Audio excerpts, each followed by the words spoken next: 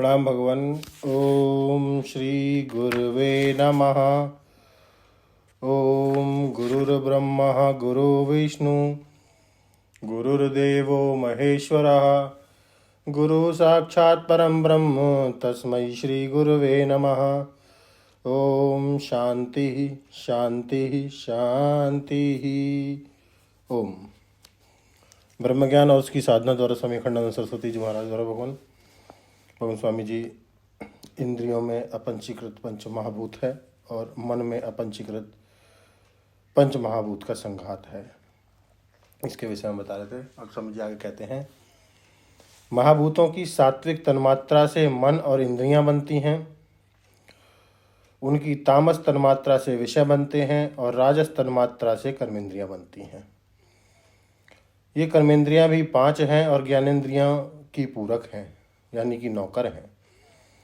ये चपरासी हैं। एक सज्जन से किसी ने पूछा कि आप किसी ऑफिस में काम करते हैं? कि हाँ करते हैं। क्या करते हैं वहाँ? कि मैं वहाँ कार्य करता हूँ। तो मैनेजर हो? बोले नहीं, मैनेजर तो सिर्फ दस्तखत करने का काम करता है। अरे तो क्लर्क हो?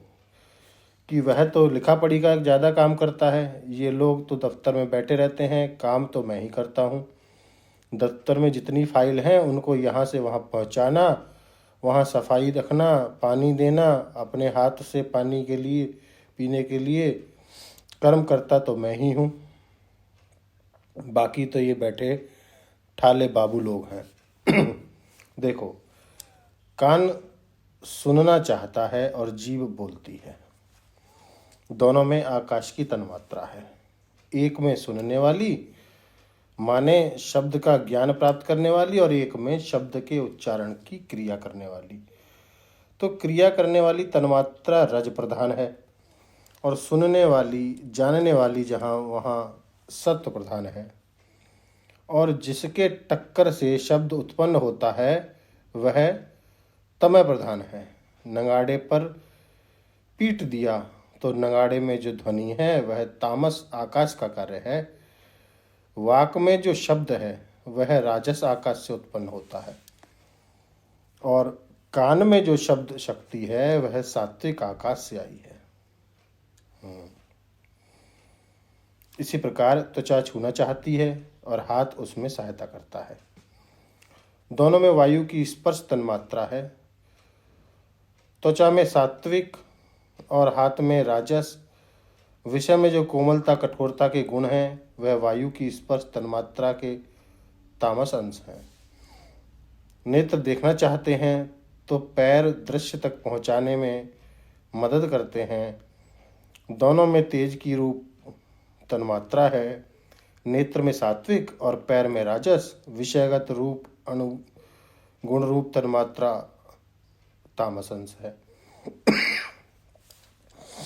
रसना रस ग्रहण करती है और उपस्थ रस विसर्जित करता है। अतः रसनेन्द्रिय में रस तन्मात्रा का सात्विक अंश है और उपस्थ में राजस। विषयगत रस गुण उसका तामस अंश है। नाक गंध ग्रहण करती है और गुदा गंध विसर्जित करती है। अतः नाक में गंध तन्मात्रा का सात्विक अंश है और गुदा में राजस का अंश है।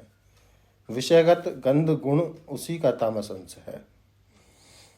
इस प्रकार 5 ज्ञानेंद्रियां कान, त्वचा, नेत्र, रसना और नाक मालिक हैं और 5 कर्मेंद्रियां वाक, पाणी, पाद, उपस्थ और गुदा उनकी नौकर हैं, चपरासी हैं, पूरक हैं, परंतु हैं सब पंचभूतों की ही रचना। विषयों में पंचीकृत 5 भूत हैं तामस अंश। इंद्रियों में राजस और सात्विक अंश से एक एक भूत है और अपंचीकृत रूप में और मन में 5 के सात्विक अंश हैं।